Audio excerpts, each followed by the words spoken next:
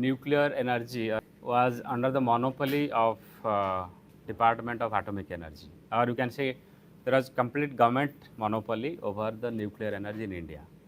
And so through certain act, government had full control, and Department of Atomic Energy was the only department which was looking after all the research and nuclear energy for peace and nuclear energy for war goods like nuclear bomb and other things.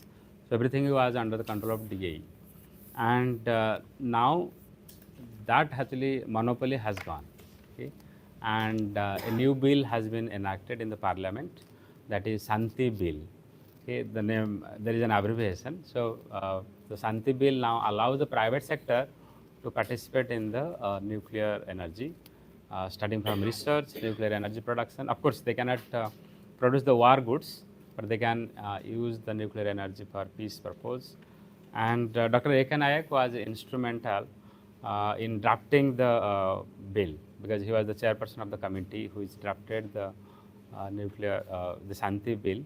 And because he was, now of course he is retired from DI, he was the head of nuclear control planning wing of DA, and so we may not have better person than him actually to listen to. So what is that reform all about, and how it is going to impact the market and the research and everything. So Thank you. Thanks, Niger. Thanks, the DS Center for Policy Research at Niger. So, let me tell you, it was a revolutionary attempt by the current government to take the SHANTI bill in a different platform, and while very much focusing India to transform from a developing status to a developed status. So what is meaning of developing to a developed status, and where the SHANTI bill is connected to that? After that, I will define what is SHANTI bill. Developing status means our per capita income today is just about $2,500 per person per year. And the World Bank defines to be a developed India, it has to grow at least 8 times. That means our income should be $22,000 per person per year. And today our GDP is close to 4 trillion GDP, 4 trillion US dollar. And if I multiply by 8, it comes close to $35 trillion. That's what Prime Minister Mr. Modi ji wants. India's transformation to a developed India means we have to grow at least 8 times. If the GDP has to grow 8 times, to support that, the energy has to grow in a proportionate manner.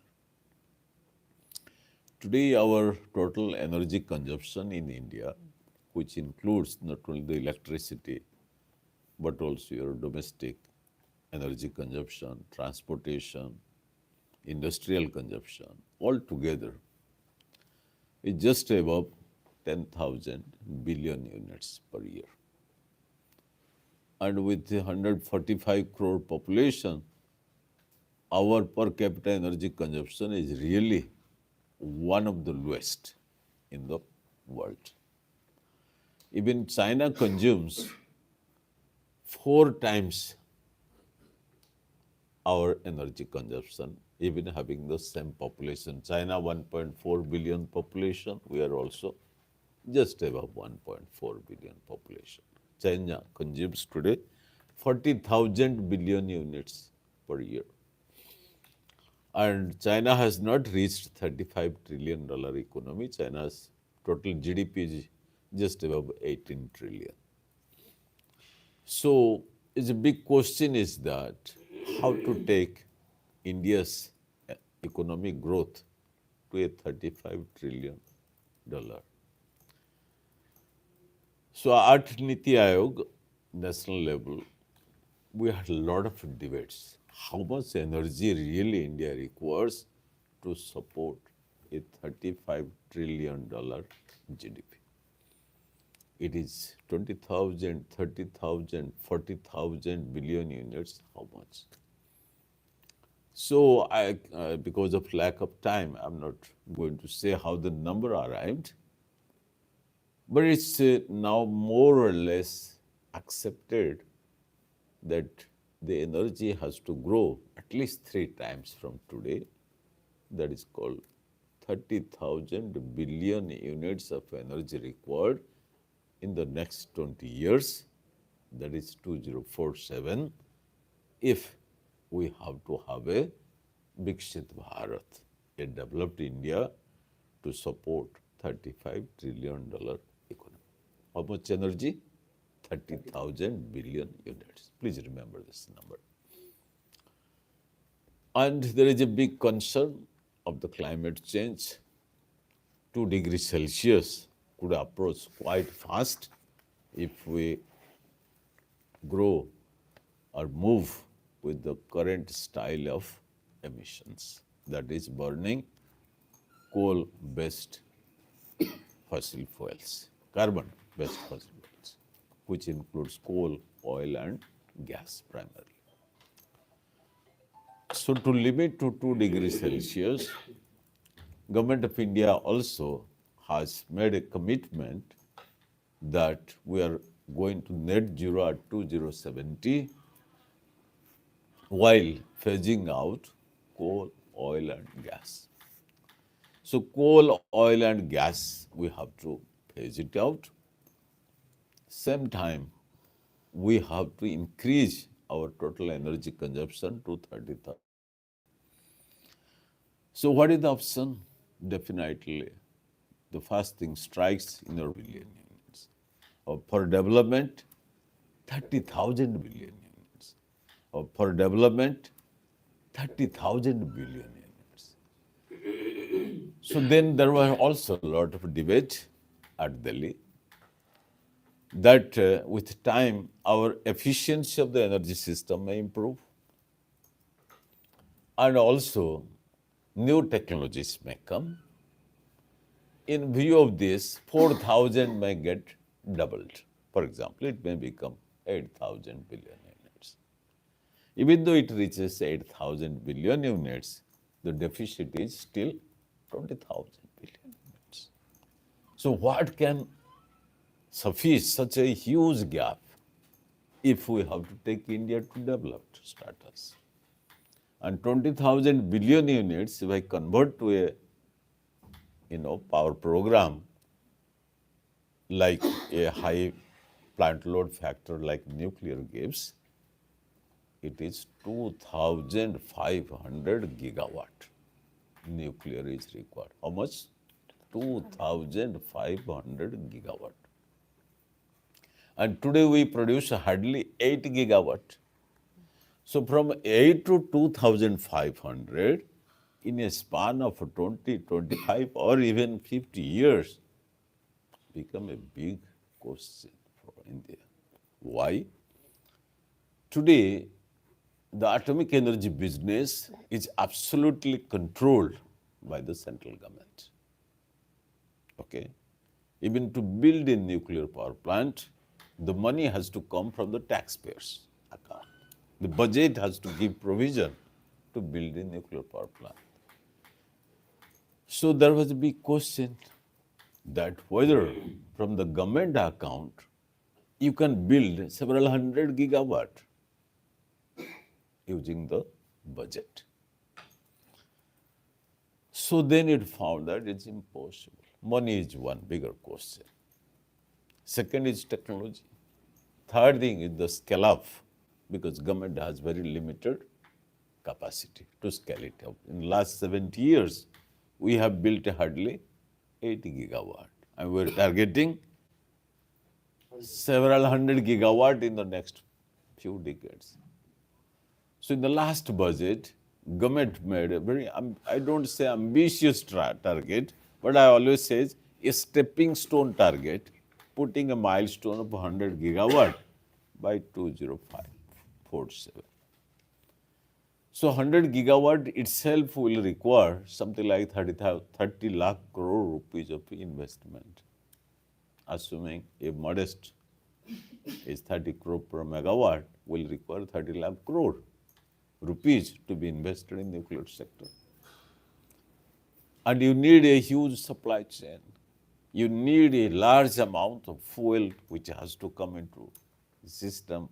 Then the corresponding fuel cycle activities, fuel fabrication, it's a storage, transportation, waste management, heavy water production, supply, a lot of things which come with that baggage.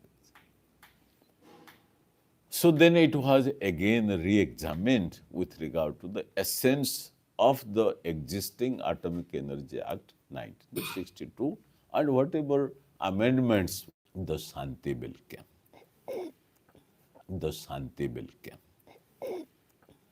And SHANTI bill 2026 is basically an agglomeration of two acts.